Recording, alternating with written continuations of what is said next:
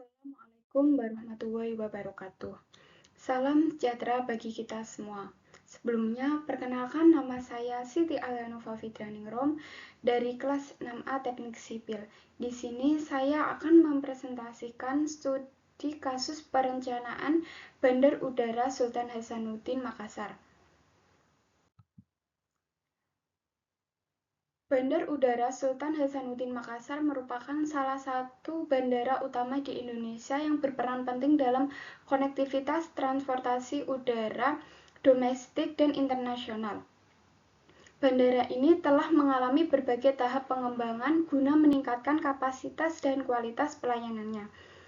Dalam perencanaan bandar udara, aspek-aspek seperti tata letak landasan pacu, sistem drainase, perkerasan, fasilitas terminal, dan dampak lingkungan menjadi faktor utama yang harus diperhatikan.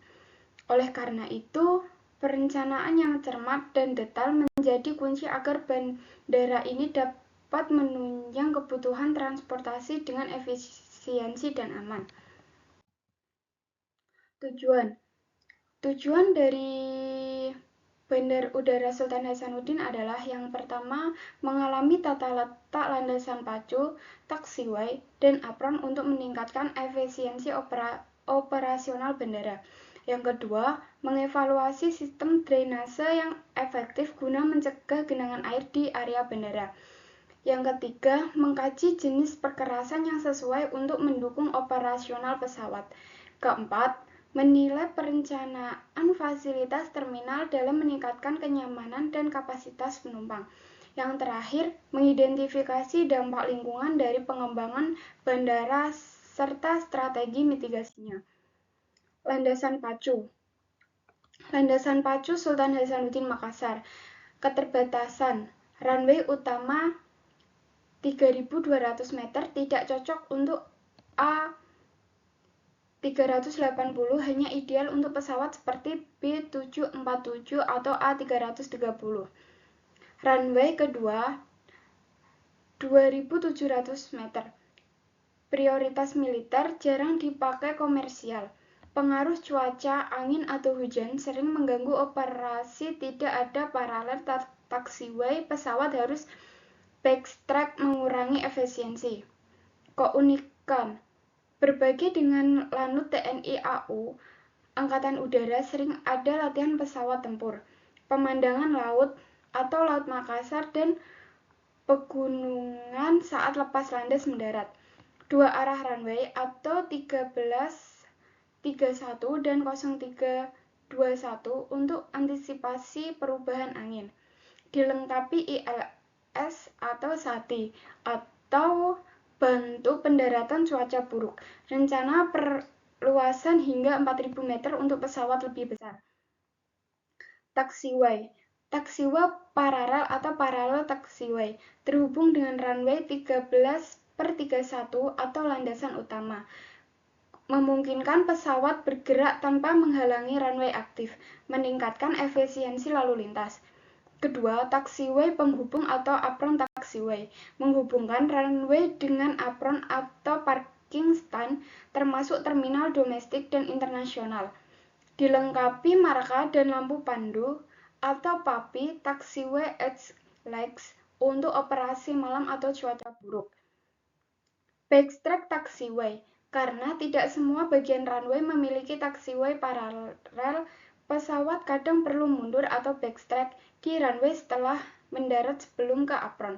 Keterbatasan, tidak memiliki full paralel taxiway di sepanjang runway, sehingga backtrack masih diperlukan atau berpotensi mengurangi kapasitas lalu lintas saat padat.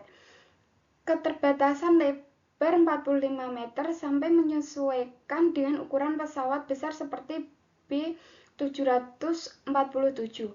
Rencana pengembangan pembangunan taxiway tambahan untuk mengurangi kebutuhan backtrack, peningkatan sistem lighting untuk efisiensi energi dan visibilitas. Apron, kapasitas 40 plus parking stand termasuk untuk pesawat besar seperti B747 dan A330. Zona, terbagi untuk penerbangan domestik dan internasional, plus apron militer TNI Angkatan Udara. Fasilitas jet bridge 8 unit, remote parking bus bandara, APU auxiliary power unit dan ground power. Fuel hydrant system, pengisian bahan bakar cepat. Sistem drainase. Sistem drainase di bandara ini dirancang untuk menghindari genangan air di landasan pacu dan taxiway.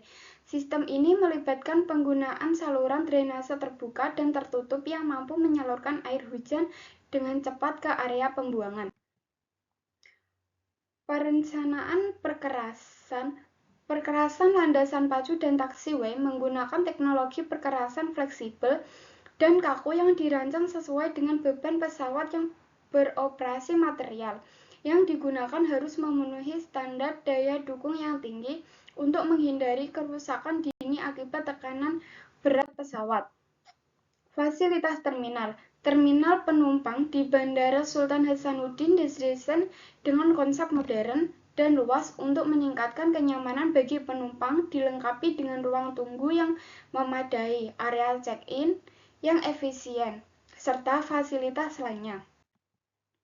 Yang selanjutnya adalah dampak lingkungan. Dampak lingkungan dari pembangunan bandara tidak bisa diabaikan. Setiap pembangunan pasti membawa dampak, baik positif maupun negatif. Pengembangan bandara ini berpotensi menimbulkan dampak lingkungan seperti peningkatan emisi karbon, kebisingan, serta perubahan ekosistem di sekitar area bandara. Yang terakhir adalah kesimpulan. Fasilitas terminal yang dikembangkan bertujuan untuk memberikan pengalaman terbaik bagi penumpang dengan menyediakan berbagai layanan modern.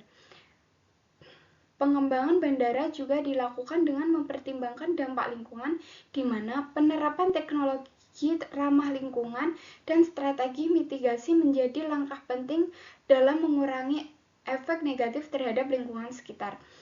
Dengan adanya perencanaan yang matang, Bandar Udara Sultan Hasanuddin Makassar diharapkan dapat terus berkembang sebagai pusat transportasi udara yang kompetitif, efisien, dan berkelanjutan, mendukung pertumbuhan ekonomi serta konektivitas nasional maupun internasional.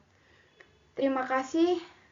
Sebelumnya saya tutup, bila ada kesalahan kata mohon dimaafkan. Wabillahi taufiq wal hidayah. Wassalamualaikum warahmatullahi wabarakatuh. Terima kasih.